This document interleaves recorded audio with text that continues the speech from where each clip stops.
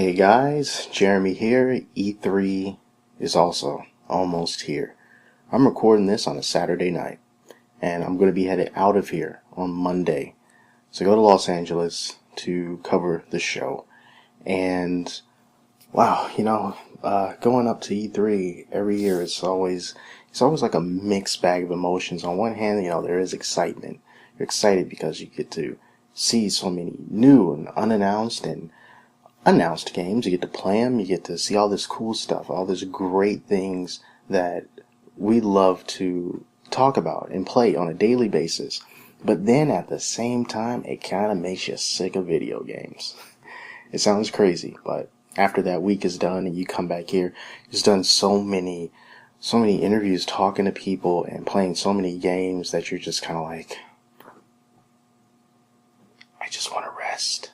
I don't want to think about games. But, I'm not really complaining, and I don't want anyone to feel sorry for me, because E3 it's always a treat to go to. And the weather is always great there. Downtown Los Angeles, almost as if they step into the future and they figure out the perfect time to do this all the time. But anyway, the main point of this video is just to talk about some of my expectations, things I'm expecting from the show, what I expect to hear and see from the big publishers, just overall atmosphere altogether. And we start with Microsoft, since their press conference is first, and they usually do go on first for their press conferences. And I just get this feeling that with this current generation that's still pretty new, with the Xbox One and the PlayStation 4, I don't think that this is necessarily the year that we really get to see the performance and the power of what these things can truly do. We see it here and there, especially with something like Infamous Second Son, which we really, once you use that photo mode and you just freeze the action and you can just see all the quality and all the detail that goes into that game, that I think gave us the best look, the first glimpse and the best taste overall of what this generation is for. And I think Microsoft is going to go out there and they're going to show us a lot of additional things that will show us, hey, this is the new console generation. But unfortunately, I don't think we're going to see any of that stuff, or at least most of it is not going to be this year. There's a lot of delays already for some really popular games that have been pushed into 2015 because they're just not going to be ready this year. There's already a pretty full schedule as it is for 2014, but I think we probably won't really truly be able to buy those real next-gen experiences until 2015. So the things that Microsoft comes out and they announce is going to be exciting. I'm thinking maybe we'll know something about the next Gears of War game, and maybe it's just going to be like a little teaser, but something that definitely won't come out this year, will come out next year. I think there's going to be a lot of promise in their press conference. And I also think that they're still going to try to make Kinect seem like it's still somehow relevant, even though their actions is, well, the complete opposite. They touted how important Kinect was, how useful it was before the Xbox One came out. And then when sales started lagging behind the PlayStation 4, they thought, well, maybe we can take Kinect out and then charge $100 less for it, which is kind of what people wanted the option to do from the very beginning, but they didn't give them that option. Now that the writing's on the wall and they're trying to catch up, now they say they're going to do it. But I still think that they want to still push Kinect in some way, because they don't want to just say, well, just abandon it. I don't think they're going to abandon it the same way that Sony, somewhat abandons its products, like, iToy, PlayStation Move, even the PlayStation 3 camera. That was kind of a thing for a minute, but then they just kind of push it off to the side. So I think they're still going to try to talk up the relevancy of Kinect, but we probably won't end up believing it. And maybe the people in the audience will be able to look under their chairs, and maybe they'll wear some fancy ponchos this year again. I don't know. I'm not going to be at Microsoft's press conference, though I was invited, but I'm not going to be there in time. I think their press conference starts at 9 o'clock, and I won't be getting to LA until about 12. So I'm going to miss out on that, but later on that day, we get to look at Sony. Sony has the opportunity to pull out even further ahead of Microsoft because, in my opinion, that's where they are now. PlayStation 4 sales are higher than Xbox One sales, and Sony's PlayStation 4 and just that whole division in general gives off a much warmer vibe than Microsoft does. Microsoft, it really just left a bad taste in people's mouths when the Xbox One was first announced and that whole always online thing, and it just seemed really restrictive. And even though they backed off on that, I don't think that the aura completely dissipated.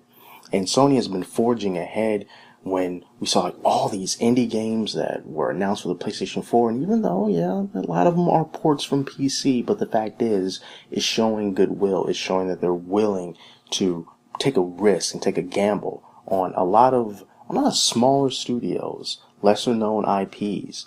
And that's something Microsoft hasn't really been they really haven't been all that good at doing lately. So this is an opportunity for Sony to continue to push that message of course, big publishers come on over, and of course they are, because they have the highest selling system, but at the same time, giving the indies a lot more reason to come to the PlayStation family. We understand you. We love you. We want you to be a part of our wonderful, wonderful non-exclusive group of talented developers. And I think they're going to be pushing that. The indie message has been strong from the beginning. They have followed up with that message. They have done very well in giving us some nice indie games to play on the PlayStation 4, and I think that is going to continue, and that's something they're going to push in their press conference as well. I think we're going to see more Uncharted 4. I think that's going to make an appearance. Of course, they're going to drill Drive Club. They might spend more time on Drive Club than people in the audience will like to see, because even though it was delayed, it is still coming back, and I think they really want to use that to try to drive some PlayStation Plus subscriptions, and at the same time kind of bridge a gap between that and whatever the next Gran Turismo is going to be. So I think we can look forward to that. And what I'm also hoping is that they spend a little bit of time on the PlayStation 4 camera. Even if people were just using it to do crazy things on the webcam, it really has, on the internet, on Twitch and Ustream, but it really has a lot of potential. When you play things in the playroom and just how seamless the interaction seems to be between the DualShock 4 and the PlayStation 4 camera, in the way that they communicate with each other and how smooth the augmented reality stuff is, I think there's a lot of potential for that. So I would like for them to give more uses for the PlayStation 4 camera and not just kind of let it be that thing that you just use when you want to stream to Twitch or stream to Ustream. I want to see them push that more. Also, big thing that we cannot forget, VR.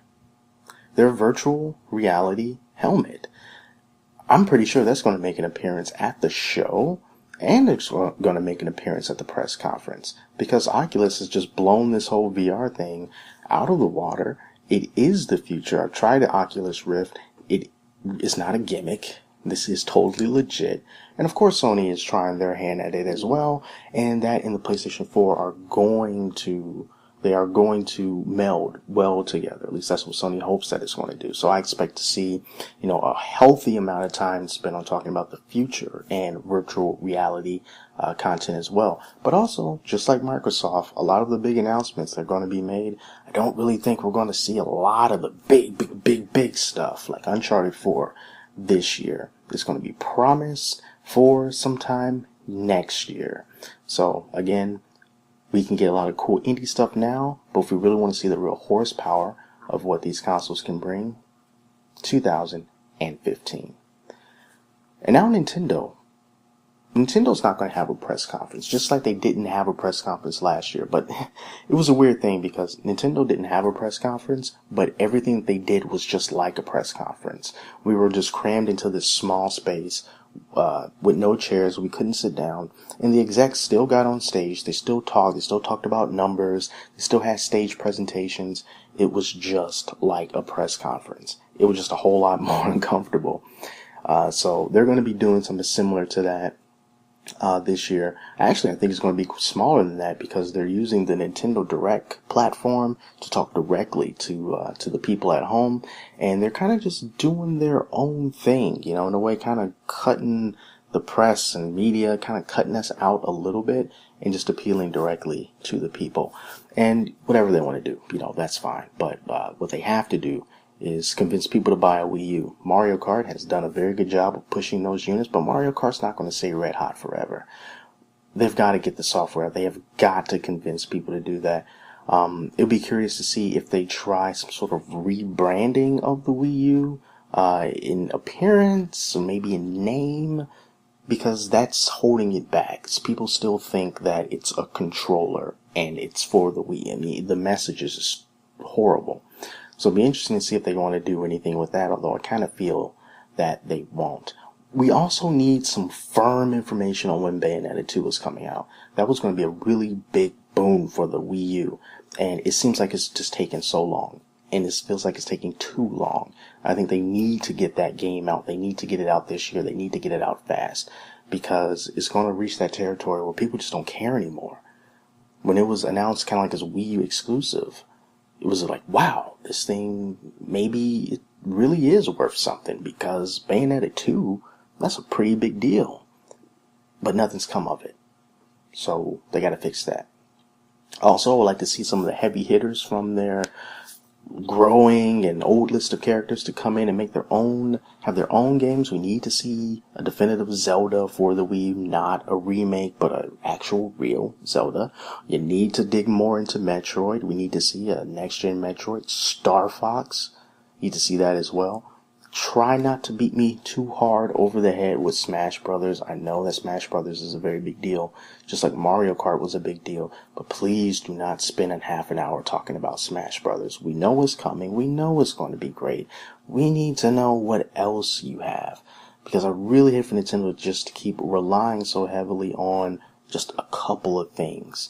You need to push more and give us the classic characters and new games. Like I said, Star Fox, Zelda, Metroid. We can start with those three, and then we can kind of just move on from there.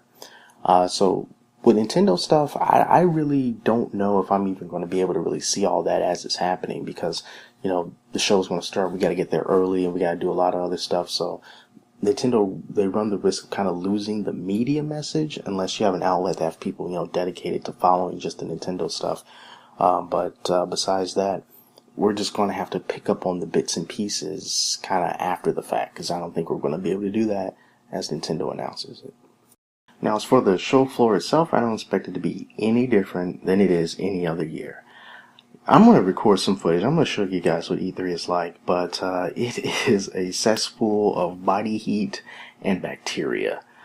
There's so many people from all over the world coming, and it's great that everyone is converging and just having fun over the thing that they love, video games. But it's also a big giant stress ball, because the LA Convention Center, of course, is crowded. It's quite large, and you'll be walking in between different halls that aren't necessarily too close together.